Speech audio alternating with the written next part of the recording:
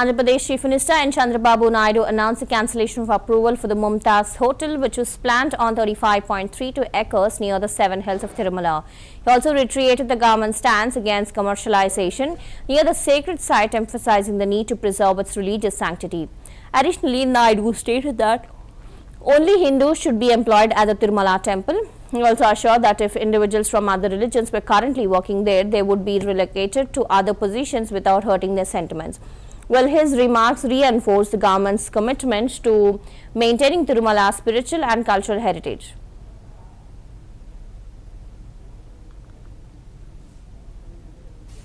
అయినా కూడా నేను చెప్పింది ఈ ప్రిమిసెస్లో మాత్రం ఎవ్వరూ ప్రైవేట్ వ్యక్తులు ఉండడానికి వీలు లేదు.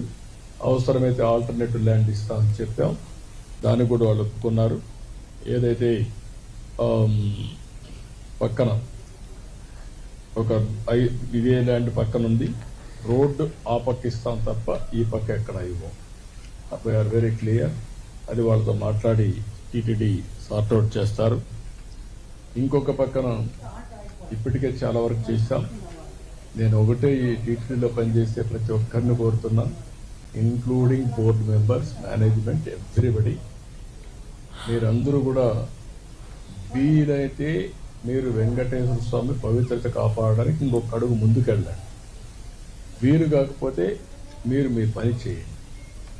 కానీ అపచారం జరిగే పరిస్థితి కానీ, అపవిత్రం చేసే పరిస్థితి కానీ, మీ వ్యక్తిగత ప్రయోజనాలు చేసుకోవడం కానీ ఇక్కడ జరగకూడదని చాలా స్పష్టంగా చెప్పాను. దాని ప్రకారం వర్కౌట్ చేసి అందరికీ విజ్ఞప్తి చేస్తున్నా. ఇంకొక పక్కన దేశంలో, ప్రపంచంలో వెంకటేశ్వర స్వామి ఆస్తులన్నీ కాపాడడానికి కంకణం కట్టుకొని ఉన్నాం. కోర్టులో ఉన్నా, ఎక్కడున్నా. అదే మరికి నేను ముందే చెప్పాను, వెంకటేశ్వర స్వామి దేవాలయంలో పనిచేసే వ్యక్తులు ఓన్లీ హిందూస్గానే ఉండాలి. ఎవరైనా క్రిస్టియన్స్ కానీ ఇతర మతస్థులు ఉంటే వాళ్ళందరికీ ఎవరిని మనోభావాలు దెబ్బతినకుండా గౌరవప్రదంగా వాళ్ళు రీహాబిలిటేట్ చేస్తాం. అదే మరిగా క్రిస్టియన్ ఆర్గనైజేషన్స్ కానీ, ముస్లిం ఆర్గనైజేషన్స్ ఉంటే అక్కడ కూడా హిందూస్ పనిచేయకూడదు అనుకున్నప్పుడు అక్కడ కూడా పనిచేయకుండా వాళ్ళ మనోభావాలు కాపాడుతాం. నేను I made it very clear.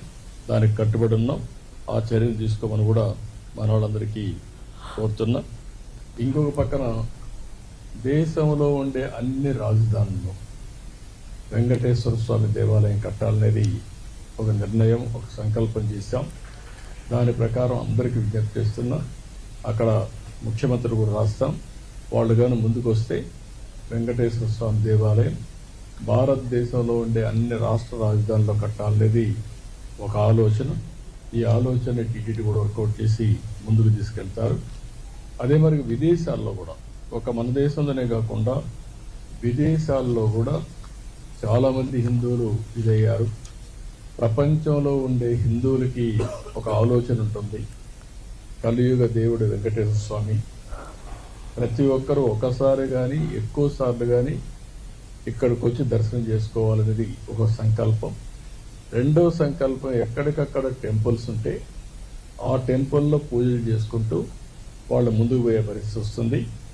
Venkateswara స్వామి ఎక్కడుంటాడో అక్కడ ఆరోగ్యం బాగుంటుంది, పెడతామని కూడా ముందుకు వచ్చారు.